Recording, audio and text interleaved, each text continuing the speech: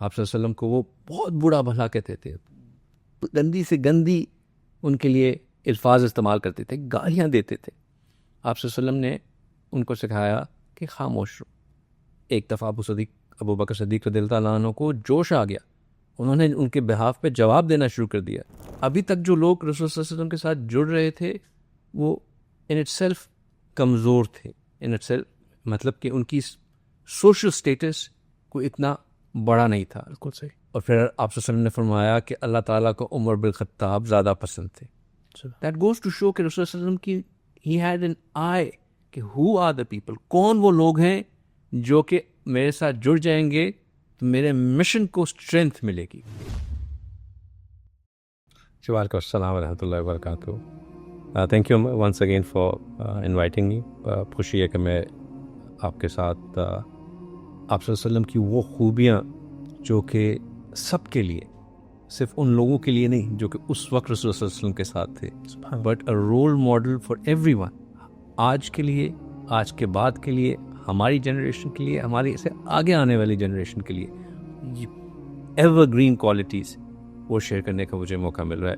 ان owner نبی پاک صلی اللہ علیہ وسلم کی جو کوالٹیز ہیں ان کو سمجھنے کا ہم لاسٹ ٹائم یہ بات نہیں کر سکے. ان کا بینیفٹ جو ہے وہ صرف اس دنیا میں نہیں ہے. دس از سم تھنگ اگر ہم سمجھ لیں تو اس کو, ان کوالٹیز کو سمجھنے کا جو مزہ ہے وہ تھوڑا سا دوبالا ہو جائے. بالکل صحیح. ہم میں سے اکثر یہ بھی خواہش رکھتے ہیں کہ ہم اللہ کے کس طرح قریب ہو جائیں, ہم اللہ کے دوست کس طرح بن جائیں.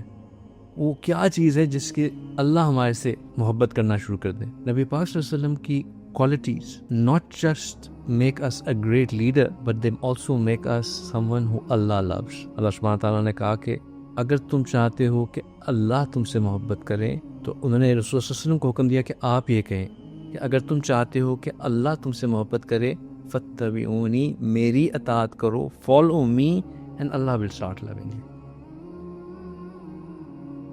And this was what was the key message that Rasulullah صلی اللہ علیہ وسلم was giving ان نئے لوگوں کو جن کو انہوں نے اپنے سے جوڑا تھا اللہ کے لیے.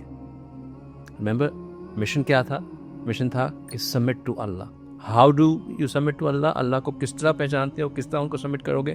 جب میرے سے جڑو گے, میں تمہیں سکھاؤں گا, and then تم اللہ کے بنو گے, میری اطاعت کرو گے تاکہ تم اللہ کی اطاعت کر سکو. اور اسی چیز کو ری انفورس کیا کہ اگر تم واقعی اللہ کی محبت کو جاننا چاہتے ہو تو فالو می. اپنے پرسنالٹی کو ان کے لیے ایک رول ماڈل نہ صرف بنایا بلکہ ان کو یقین دلایا کہ دس از دا پاتھ ٹو اللہ. رسول اللہ صلی اللہ علیہ وسلم کا جو ہم نے آئی ول گو بیک ٹو, کیونکہ ہم اسٹریٹجی اور ویژن سے ہم بات کرتے چلے آ رہے ہیں کہ ایک چیز تھی مینز کو آئیڈینٹیفائی کرنا, گیون دا سچویشن کہ مینز ہیں کیا. یہاں پہ رسول صلی اللہ علیہ وسلم کی دوبارہ ایک profound leadership quality, identifying the right people for the right job. بالکل. رسول صلی اللہ علیہ وسلم نے شروع میں ہی یہ دیکھ لیا کہ جو لوگ میرے ساتھ اس وقت جڑے ہوئے ہیں وہ بھی کمزور ہیں.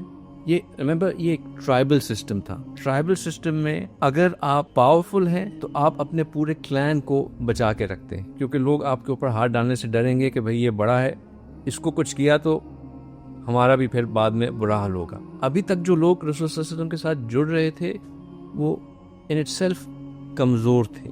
ان اٹ سیلف مطلب کہ ان کی سوشل سٹیٹس کو اتنا بڑا نہیں تھا. بالکل صحیح. آپ صلی اللہ علیہ وسلم دعا کیا کرتے تھے کس کے لیے؟ کہ یا اللہ دو میں سے کسی ایک جس سے آپ محبت کرتے ہیں ان کو اسلام میں لے آئیے. کون دو؟ ابو جہل یا عمر رضی اللہ تعالیٰ, عمر بن خطاب. اور پھر آپ صلی اللہ علیہ وسلم نے فرمایا کہ اللہ تعالیٰ کو عمر بن خطاب زیادہ پسند تھے.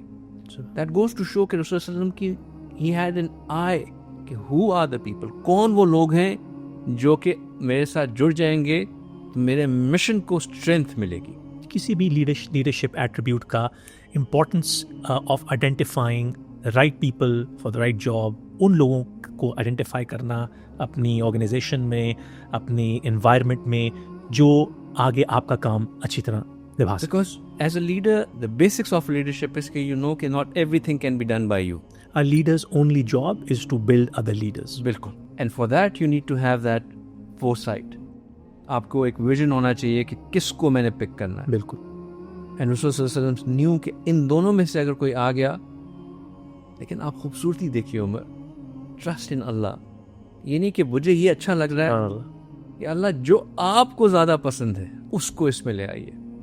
لیونگ اٹ ٹو اللہ, وہی جو پہلی بات کہ do your work, put your trust in Allah, do your but. میرا کام دعا کرنا تھی, یہ دو لوگ ہیں, I have identified them, now I am putting the trust in you, کہ اللہ ان کے دل موڑ دیں, اللہ ان کے دل موڑ دے, ان میں سے جو اللہ کو زیادہ پسند ہے.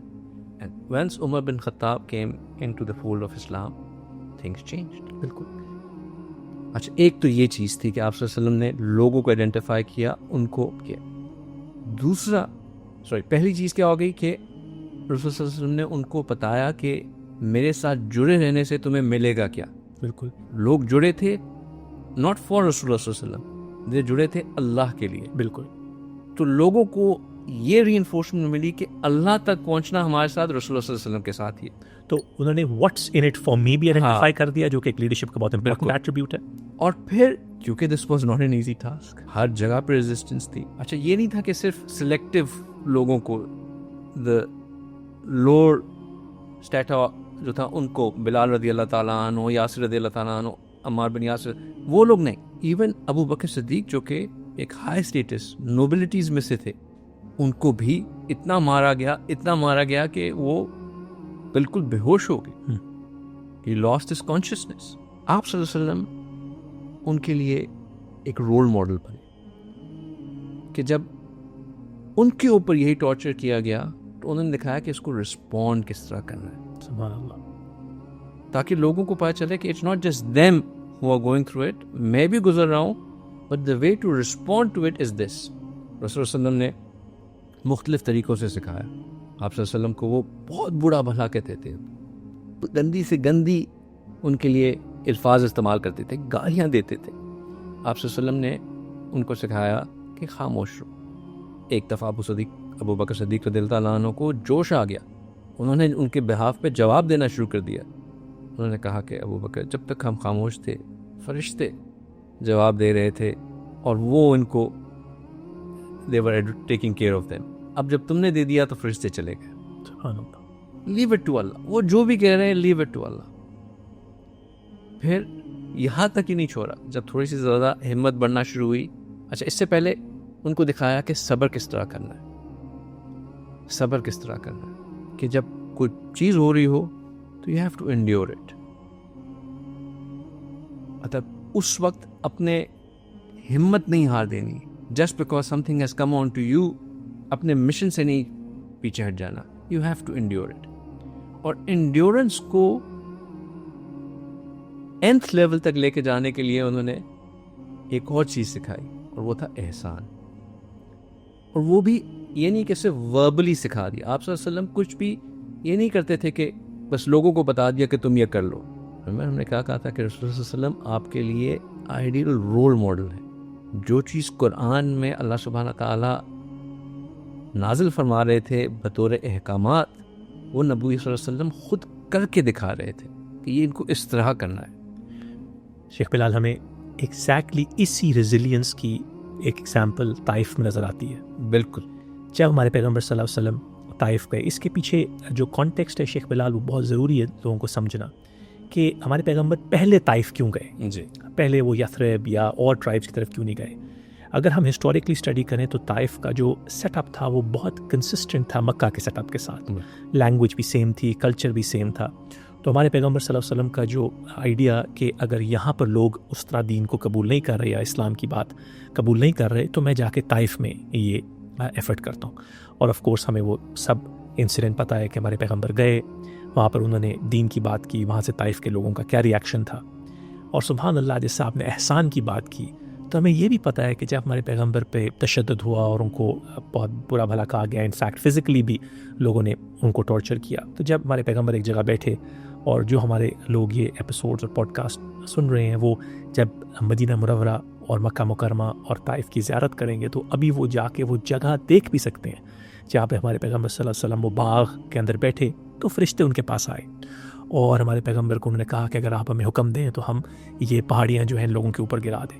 تو ہمارے پیغمبر صلی اللہ علیہ وسلم نے ان کو منع کیا, نہ صرف منع کیا بٹ انہوں نے کہا کہ کل کو انہی لوگوں میں سے ہی کوئی ایسے لوگ سبحان اللہ آئیں جو دین کا جو ہے وہ ان کے لیے دعا کی، ان کے لیے دعا کی.